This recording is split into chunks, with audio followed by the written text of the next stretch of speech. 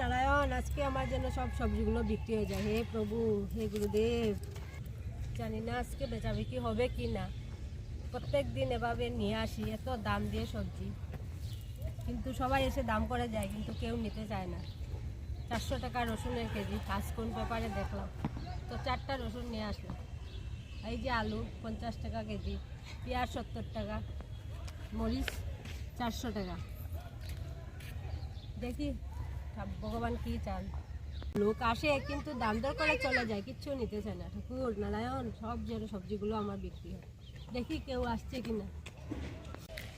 ওর মায়ের 100 টাকা দিচ্ছেন না নিয়ে, ওটা দিয়ে আলু পেঁয়াজ কিনতে তো বাকি বুঝে পাচ্ছিলে আমরা চিপস কিনবো। দুটো বেটি, দোকানের দাম কত বাড়ছে, আলু পেঁয়াজের দাম 500-600 টাকা হয়ে গেছে। কিনতে লাগবো, বাঁচলে কিনবো। চল ও মাসির কাছে যেতাম। ও মাসি, বুকাই যায় নাকি? ও আলুর দাম কত? আলু তো 50 টাকা। আর বইয়া দেখো, 8 টাকা। আলুর দাম কত? 50 টাকা। আর পেঁয়াজ 70 টাকা। কত দাম? কিতা করতাম না বাবা, আমরা তো দাম দিয়ে কিনে আনতে হয় বাজার থেকে। তে 40 টাকা তো। না না, 40 টাকা হইতো না। 40 টাকা নিবাইনি না, 1 কিলো নিবা। 1 কিলো। 1 কিলো 40 টাকা হইতো না। আমিও কিনে আনি 45 টাকা দিয়া, বিক্রি করি 50 টাকা দিয়া। আচ্ছা দিলা। ওই আইস না রে।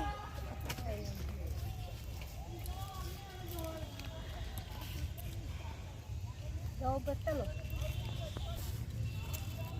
রাত্রে বাবা, কালকে 3 দিন থেকে এই আলু লইয়া খালি ঘুরলাম, কেউ নিতে চাই না। আজকে যাই হোক, ওদের জন্য আমার আলুগুলো বিক্রি হলো। পুরো ভালো থাকিও না রে। উফ, এইভাবে সবজির দাম বেড়েছে মানে কি করে বুঝে, খালি ঘর থেকে ঝামেলা। দেখি এখানে জিজ্ঞেস করি, দিদি আপনার এখানে কাঁচামরিচের দাম কত? 400 টাকা কিলো। আর পেঁয়াজের?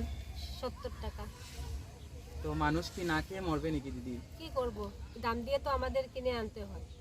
তো দাম দিলে তো আচ্ছা ঠিক আছে, আপনার দোকানে থাকুক, আমি অন্য দোকানে যাচ্ছি, অন্য দোকান থেকে গিয়ে দেখছি। না না, দেখো না, একটু দাম দর করে দেখো। ঠিক আছে, তো এগুলো তো সবই ভালো আছে, কিন্তু এত দাম 400 টাকা।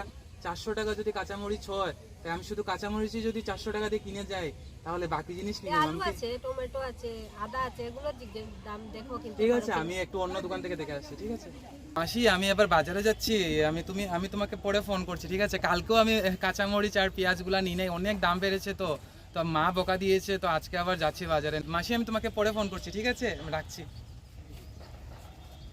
দিদি, কাঁচামরিচ কত হইব কিলো? 400 টাকা। কি যে বলো দিদি, কালকেও এসেছি, কি আমরা কি বাঁচবো? আমি কি নিজের থেকে বলছি নাকি রে ভাই, আমি তো নিজেই কিনে আনলাম। আরে আমার জানা আছে দিদি, সেটা আপনার আমার ভালোভাবে জানা আছে আপনি কত টাকা দিয়ে কিনেছে, আমাকে আর ঠকাতে হবে না। না ঠিক আছে, না, আমি ঠকাচ্ছি কোথায় তোমাকে? তুমি আর 5টা দোকান দাম জিজ্ঞেস করে আসো। আরে বাবা, আমার জানা আছে তো, আমি মার্কেটে আজকের থেকে চলছি না তো, অনেক বছর থেকে আমি সবজি নিচ্ছি। ঠিক আছে, আমারও বউ আছে, বাচ্চা আছে। ঠিক আছে, আমিও ওদের সংসার চালাতে হচ্ছে। আপনি যেভাবে সংসার চালাচ্ছেন, আমিও আমার বউ বাচ্চার সংসার চালাচ্ছি। ঠিক আছে, পেপার পড়ো না নাকি? নিউজ পেপার পড়ে কি করব আমি? দেখো না নাকি যে কাঁচামরিচের দাম, আজকেও তো একটা পেপারে বেরোলো কাঁচামরিচের দাম কত। তুমি পড়ে আসোনি, এই যে আমাকে বলছো আমি ঠকাচ্ছি কোথায়? আমি আগে 100 টাকা কেজি দিয়ে দেন তাহলে। না, না, আর 100 শুধু টাকা কাঁচামরিচ নেবো না, কাঁচামরিচ নেবো, আদা নেবো, আর একটু রসুন নেবো। রসুন কিন্তু 300 টাকা করে। কি বলছেন মশাই আপনি? আমরা পেঁয়াজ কিন্তু 70 টাকা। আমরা কি না খেয়ে মরবো নাকি? আপনি সেটা বলেন না। আরে আমরাও তো না খেয়ে মরছি, মরার অবস্থা হয়ে যাচ্ছে করে বাচ্চা। কালকেও আমি বাজারে এসেছি। আরে তো ডেইলি আমার পেঁয়াজ রসুন, পেঁয়াজ আচ্ছা বাদ দাও, পেঁয়াজগুলো থাকে কিছুদিন, কিন্তু মরিচ আরো অন্যান্য সবজি থাকে, প্রত্যেকটা জিনিসের এত দাম। আর বিশেষ করে এই এসেন্সিয়াল জিনিসগুলো অনেক দাম, আমার ফেলে যেতে হয়। কিন্তু কি করবো ভাই, তুমি যে বলছো আমি ঠকাচ্ছি, ঠকানোর হলে আর অন্যভাবে ঠকাতে পারতাম। আমি তো সৎভাবে। ঠিক আছে দিদি, আমি প্রত্যেকটা দিন যদি কালকে ঘরে গিয়ে আমি মার খাতে মানে কি বলবো, বোকা খাচ্ছি যে কালকেও আমি বাজার ব্যাগ পুরো খালি নিয়ে গেছি। এবার আমাদেরও তো আচ্ছা সেটা তো আমিও তো দেখো, এত তো পয়সাওয়ালা করে ছেলে না। ঠিক আছে, আমারও মোটামুটি একটা ইনকাম, কিন্তু 400 টাকা দিয়ে যদি আমার শুধু এটাই কিনতে হয়, বাকি সবজি কি কিনবো? আমি 3 দিন থেকে এইভাবে বসে আছি। আচ্ছা, বেশি লাগবে না, একটা দিয়ে দেন।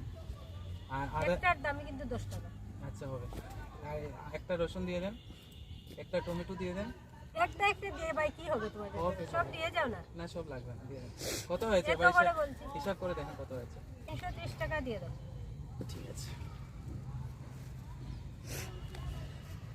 আলটিমেটলি লাভটা হচ্ছে আপনারই, লসটা হচ্ছে আমার। না না, আমার তো সবাই বলে, ক্রেতারা সবাই বলে যে বিক্রেতার মানে লাভ হচ্ছে, কিন্তু এরা বুঝতে চাইছে না যে জায়গা থেকে জিনিসগুলো দাম দিয়ে কিনে আনতে। ওরা যদি দাম না কমায় আমরা কি করবো বলো? বুঝতে পারছি, বুঝতে পারছি। ঠিক আছে, ঠিক আছে, তো ঠিক আছে বন্ধুরা, এটা একটা আমাদের একটা মেসেজ ছিল। বলো দিদি। আমাদের মেসেজ ছিল যে এই যে আমরা সাধারণ মানুষ, এত সবজির দাম, যে জিনিসগুলো নিত্য প্রয়োজনীয়, এক ফোঁটাও দাম কমছে না। সবাই আমরা তো এত পয়সাওয়ালা না যে সবাই কিনতে পারবো, এই যাই দাম হোক না কেন।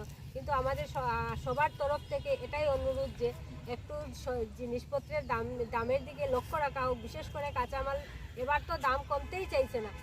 তো এবার ব্যাপারটা হচ্ছে বন্ধুরা, শুধুমাত্র কাঁচামরিচ এবং পেঁয়াজ রসুন দিয়ে একটা সংসার চলে না। কারণ যে পরিস্থিতি হচ্ছে, যেভাবে সবজির দাম বেড়ে যাচ্ছে, আমাদের প্রত্যেকটা পরিবারের প্রত্যেকটা ফ্যামিলির কিন্তু ভীষণ প্রবলেম হচ্ছে। তো আমাদের ঘরে বাবা আছেন বা ভাই ওরা আছে, যারা যখন বাজারে যায়, কিন্তু ওরা বাজারের নাম শুনে ওদের মাথায় একটা বিশাল বড় একটা বাজ পড়ে। কারণ যে কারণে সবজির দাম বেড়েছে, কিন্তু আমাদের খেয়ে তো বাঁচতে হবে। তো সবার কথা ভেবে আমার মনে হচ্ছে যে সবজির দামটা কমানো হোক, এবং আমরা সবাই ঠিক মতো যাতে বাঁচতে পারি, বেঁচে থাকতে পারি। তো সেটাই সবার কাছে কামনা রইল। এই ভিডিওটাকে বেশি বেশি করে শেয়ার করো, যাতে সবার কাছে গিয়ে পৌঁছে যায়।